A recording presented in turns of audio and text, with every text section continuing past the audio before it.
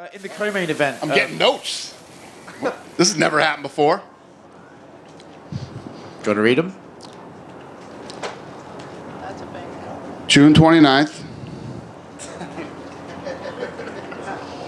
Conor versus Chandler. I'm sure Conor's gonna watch this. I'm sure he's watching everything you're doing up to the fight. And so what I want to ask you is, what do you have to say to Conor McGregor right now?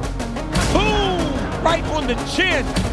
But I mean, come on, man. You cannot get hit by a powerhouse. This is a huge fight the entire world will be watching. Unfortunately for him, I believe he is stepping inside the octagon with a man who has been on a journey that culminates with his losing. I mean, how fast did you excel in wrestling? I qualified for state. You qualified for state in your first year? Yeah, just this is my calling. This is what I'm supposed to be doing. 2 arms and 2 legs. I understand this thing, and the man in front of me, he might be better than me. He might have better shots than me. It might be better on top, better on bottom. Might have more skills than me, but he doesn't have a bigger heart than me. And all Chandler's thinking about is finding his son Hap. First time Chandler's boy has got to see him fight. And you can see the emotion. Hey man, I think you'd be a hell of a fighter. I think you love bleeding. You love headbutting. You love car crashes on the wrestling mat. I think people will throw punches at you and you will not shy away from them. You will keep a pace on people. You are strong. You're athletic. I think you'd be a hell of an MMA fighter. And I thought, well, yeah, I mean, I don't get paid to wrestle. I barely finally got a scholarship my senior year. I got one dude on my mind. Conor McGregor, you gotta come back to fight somebody. I am the most entertaining lightweight on the planet. You got blessed with a lucky shot. It doesn't get any better than this, and the amount of power you generated in this is just spectacular.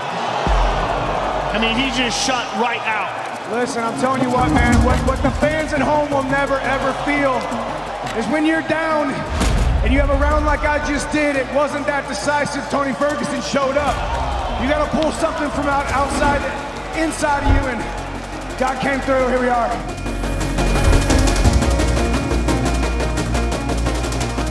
You got to come back and fight somebody. I am the most entertaining lightweight on the planet. I agreed to this fight 10 days ago. You think a broken bone is gonna stop me? Think again. Hit him with big punches, make him second guess himself.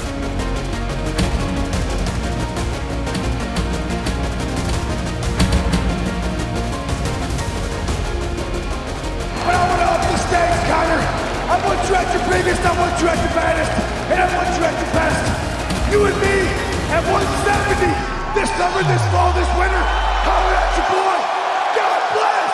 I'll see you at the top. When did you and your wife decide to adopt? On a certain day, we got an email saying, congratulations, you're eligible to adopt. And then at 1:46 p.m., we got a phone call saying, hey, congratulations, but by the way, hey, there's this opportunity. It's kind of funny, full circle. It goes back to wrestling. It was a 6-minute match, just like a high school wrestling match. It was a 6-minute match. A couple days later, we were at an undisclosed location, adopting our first son. Since I was a kid, I was infatuated with G.I. Joes. I was always reading the Desert Storm stuff, Vietnam stuff. I wanted to become an operator. I wanted to go to war. From the outside looking in, it's all glory and it's spectacular, and then you get there and there's a whole other side of that people don't see. You know, being a professional MMA fighter, I think that's about as close as you're going to get to experiencing that kind of violence. And I would never in a million years compare it to actual combat and what our men and women in uniform have to go through, right? But it definitely does take a toll on your body. My wife would say absolutely not. I would say, it'd be kind of really fun. I'd be scared to death, but I would love to watch my boys go out there and get after it, you know?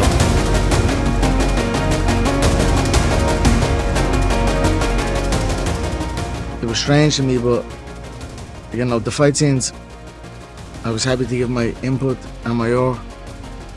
And Jake, as I said, is a consummate professional. And he's already ready to drown with the lifestyle that he has lived and the work that he has not put in over the last couple of years. I believe we sucked the oxygen out of the octagon. He looks for the exit sign somewhere in the second round, and I usher him toward the door. I'm sure you're visualizing the fight already. I mean, is this, would you consider this to be your biggest fight ever? This is by far the biggest fight ever.